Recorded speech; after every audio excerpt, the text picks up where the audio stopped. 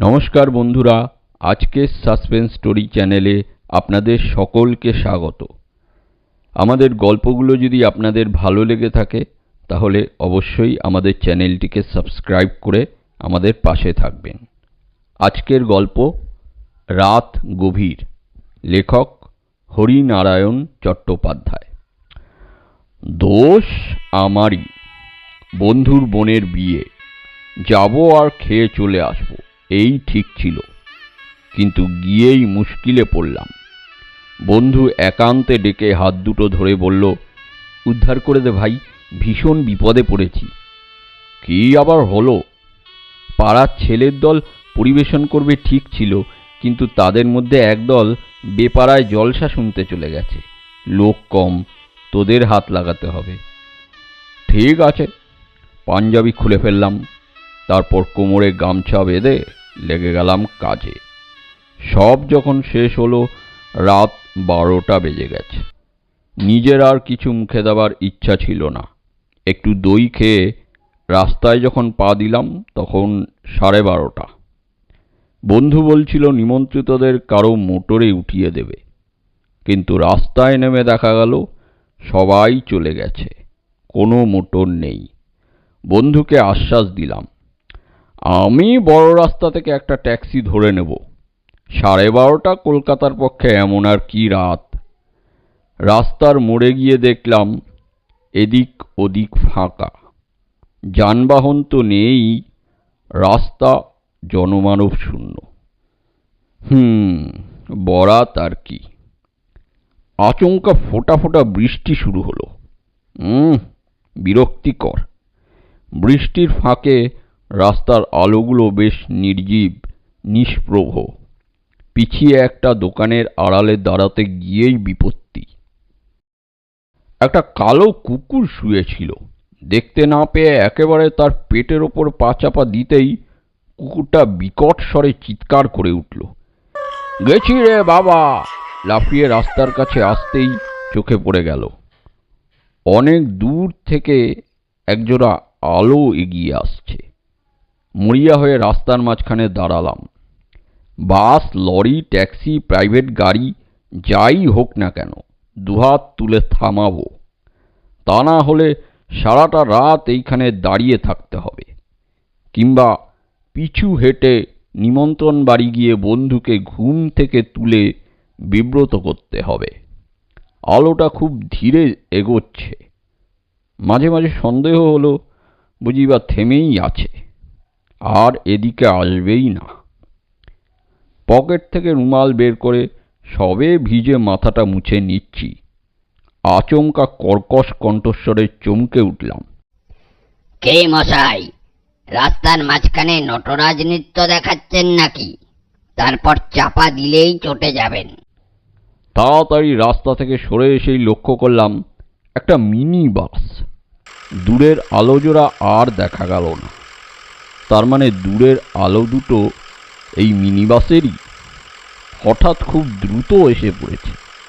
দাঁড়াও দাঁড়াও, আমি উঠব। মিনি বাস থামল। হাতল ধরে উঠে পড়লাম।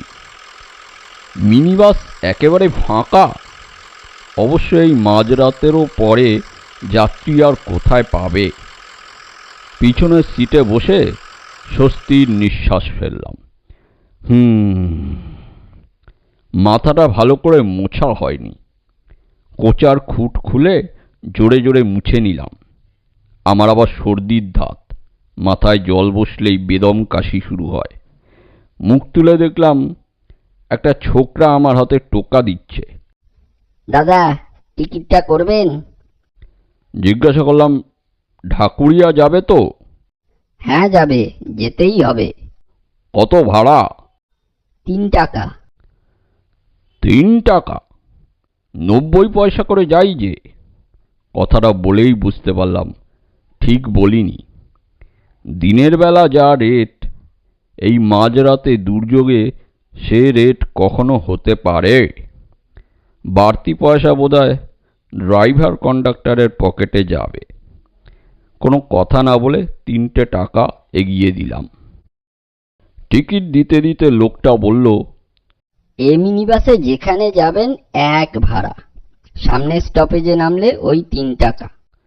লোকটার সঙ্গে তর্ক করতে ইচ্ছে হলো না। বলুক যা ইচ্ছে, মাঝরাতে পৌঁছে দিচ্ছে, এই আমার ভাগ্য। সিটে হেলান দিয়ে বাইরের দিকে দেখলাম, সব ঝাপসা, কিছুই দেখা যাচ্ছে না। মিনিবাস খুব জোরে ছুটছে। এত রাতে পথিক নেই, ট্রাফিক সিগন্যালের বালাই নেই, তাই এই বেপরোয়া গতি। কিছুক্ষণ পর ঘুমে চোখ বুজে গেল। ঘুমিয়ে পড়লেও অসুবিধা নেই, লোকটা আমি কোথায় নামবো জানে। ঢাকুরিয়া এলে ঠিক ডেকে দেবে। একসময় ঘুম ভাঙল। মিনিবাস একভাবে ছুটছে। চোখ হাতঘড়ির দিকে পড়তেই চমকে উঠলাম। রাত 2:30। যেভাবে মিনিবাস ছুটছে এতক্ষণে ঢাকুরিয়া পৌঁছে যাবার কথা। জিজ্ঞাসা করার জন্য এদিক ওদিক দেখেই অবাক হলাম। মিনিবাস খালি, কেউ কোথাও নেই। মশাই, শুনছেন? ঠিক রুটে যাচ্ছেন তো? ঢাকুরিয়া পিছনে ফেলে এলেন নাকি? কোনো উত্তর নেই। আশ্চর্য, গেল কোথায় লোকটা? আমি যখন ঘুমিয়ে পড়েছিলাম তখন বোধহয় মিনিবাস থামিয়ে লোকটা নেমে গেছে, কিন্তু এভাবে মাঝপথে কি নেমে পড়তে পারে? ঝড়ের বেগে মিনিবাস ছুটছে, মনে হচ্ছে মাঝে মাঝে চাকাগুলো যেন রাস্তায় ছুটছে না। ঢাকুরিয়া কখন পার হয়ে গেছে। নিচু হয়ে দেখলাম দুপাশে ঝোপ জঙ্গল, জোনাকির বাহার। শহর ছাড়িয়ে গায়ের মধ্যে দিয়ে কোথায় চলেছে মিনিবাস? আমি এগিয়ে সামনের সিটে গিয়ে বসলাম। ঝুঁকে পড়ে ড্রাইভারকে বললাম, দাদা, কোথায় চলেছেন? জায়গাটার নাম কি? ড্রাইভার পিছনে ফিরল না, গম্ভীর গলায় বলল, আমি বলবো কি করে? কন্ডাক্টর ঘন্টা না দিলে আমি বাস থামাই কি করে? কিন্তু ঘন্টা দেবে কে? কন্ডাক্টর তো কখন নেমে গেছে। এবার ড্রাইভার পিছনে ফিরল। এই পেঁচি ভূতগুলোর কথা আর বলবেন না মশাই। এই আছে, এই নেই, এদের সঙ্গে একসঙ্গে কাজ করাই ঝকমারি।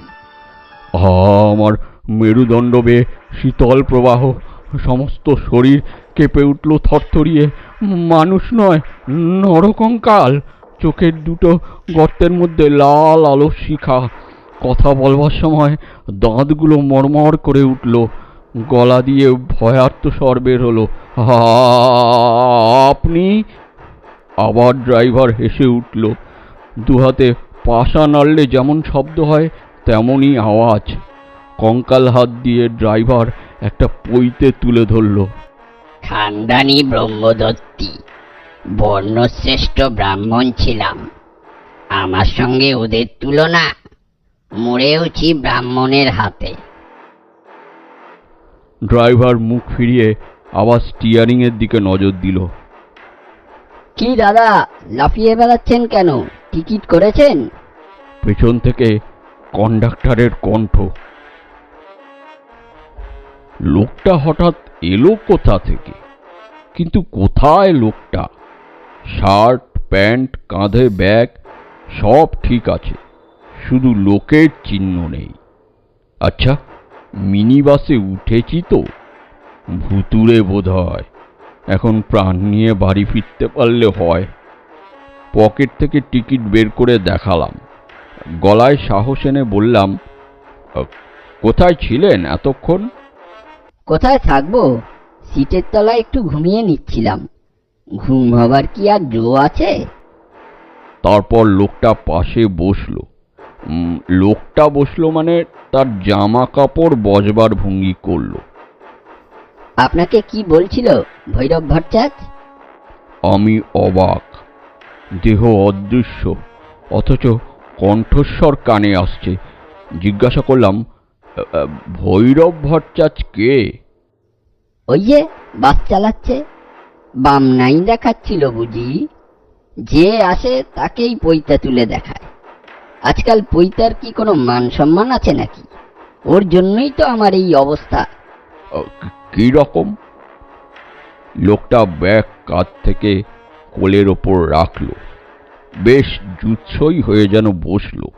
তারপর বলতে শুরু করলো, স্টিয়ারিং ধরলে ভৈরবের আর জ্ঞান থাকে না। তখন মিনি বাস না উড়োজাহাজ কি চালাচ্ছে ভুলেই যায়। কতবার সাবধান করেছি, কিন্তু কে শোনে কার কথা। 5-6 বছরের বাচ্চা হাতে মুড়ির ঠোঙা রাস্তা পার হচ্ছিল, দিলে তাকে চাপা, ব্যাস চারদিক থেকে লোক ঘিরে ফেলল। আদলা ইটের বৃষ্টি শুরু হলো মিনিবাসের ওপর।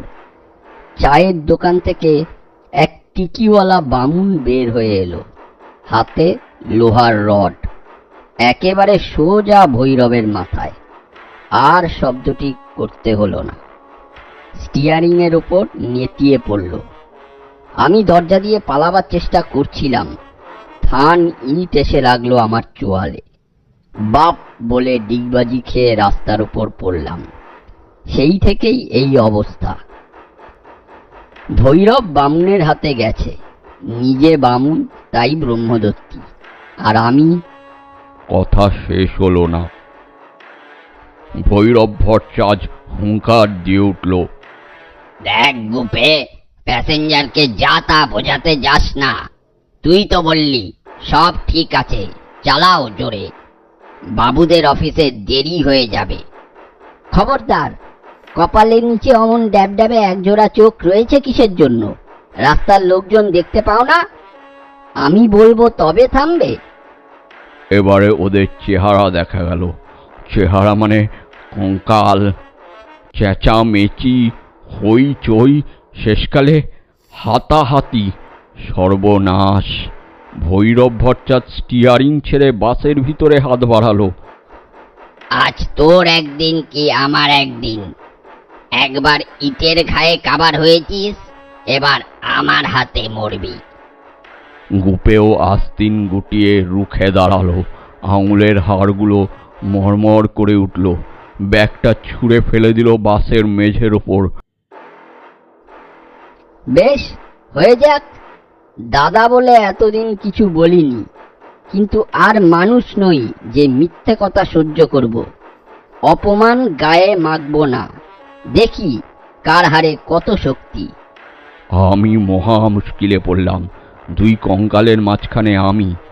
লড়াই হলে বেশিরভাগ চোট আমার উপর দিয়েই যাবে। স্টিয়ারিং ছেড়ে ভৈরব ভট্টাচার্য ভেতরে চলে এসেছে। স্টিয়ারিংয়ে কেউ নেই, অথচ ভুতুড়ে বাস উদ্দাম বেগে ছুটছে। বুঝতে পারলাম এখনই আশেপাশের দোকানের সঙ্গে কলিশন হবে। মিনিবাস চুরমার, সেই সঙ্গে আমিও। অনেকগুলো উত্তেজিত কণ্ঠস্বর। কেউ ভৈরব ভট্টাচার্যের পক্ষ সমর্থন করছে, আবার কেউ গুপির। কিন্তু বাস তো খালি ছিল। এতগুলো লোক এলো কোথা থেকে? মুখ ফিরিয়ে যা দেখলাম তাতে আমার মাথার চুল সজারুর কাঁটার মতন খাড়া হয়ে উঠল। মনে হলো বুকের টুকটুক শব্দ বুঝি বন্ধ হয়ে যাবে। একেবারে সামনের সিটে আমার পাশে তখন হালদারের দাদামশাই, মাস দুয়েক আগে যিনি বাজার থেকে আসবার সময় বাসের চাকায় একেবারে থেঁতলে গিয়েছিলেন। তার পিছনের লোকটিও আমার খুব চেনা, আমার অফিসের দপ্তরি। সে কদিন আগে অফিসের সামনে ট্রাম থেকে নেমে রাস্তা পার হওয়ার সময় বাসের তলায় গুড়িয়ে ছাতু হয়ে গিয়েছিল। আর একজনকে চিনতে পারলাম, আমাদের ঝিয়ের 7 বছরের ছেলে রতন। সেও মারা গেছে বাসের চাকায়। বাকি লোকগুলোকে ঠিক বুঝতে পারলাম না, তবে রক্ত মাংসের কেউ নয়, সবাই কঙ্কাল। বিকট চিৎকার আর হাড়ের হাততালি, কানে তালা ধরা শব্দ। লড়ে যা ভৈরব, গুপি দেখি তোর মুরদ। আর একদল চেঁচাচ্ছে, সাবাস গুপি, একটা আপার কাট, ভৈরবকে ঠান্ডা করে দে। একবার ভাবলাম যা থাকে কপালে, বাস থেকে দিই এক লাফ। কিন্তু ছুটন্ত এই বাস থেকে লাফ দিলে নিঘাত মৃত্যু। তাছাড়া নামবার জায়গা আটকেই তো যত মারামারি। হঠাৎ প্রচণ্ড একটা শব্দ, মনে হলো মিনি বাসটা দু হাতে তুলে কে যেন আছড়ে ফেললো। হাড়ের খটখট, কলকবজার ঝনঝনাত, সব লোকগুলো বুঝি তালগোল পাকিয়ে গেল। আমি বিদ্যুৎ গতিতে ছিটকে বাইরে গিয়ে পড়লাম। কতক্ষণ পড়েছিলাম জানি না। জ্ঞান হতে ব্যাঙের কর্কশ ঐক্যতান কানে এলো। বুঝতে পারলাম দেহের কোথায় চোট লেগেছে। হাত বুলিয়ে দেখতে গিয়েই চমকে উঠলাম। এক তিল মাংস কোথাও নেই, কেবল হাড় আর হাড়। স্বপ্ন দেখছি নাকি? চোখে হাত দিতেই হাত ভেতরে ঢুকে গেল। চোখ নেই, বিরাট দুটি গর্ত। অনেক কষ্টে কঙ্কাল দেহটা নিয়ে উঠে দাঁড়ালাম। এতক্ষণ আপনারা শুনছিলেন হরিনারায়ণ চট্টোপাধ্যায়ের লেখা রাত গভীর। ভিডিওটা যদি ভালো লেগে থাকে তাহলে অবশ্যই লাইক ও শেয়ার করে দেবেন, আর কমেন্ট করতে ভুলবেন না। ধন্যবাদ।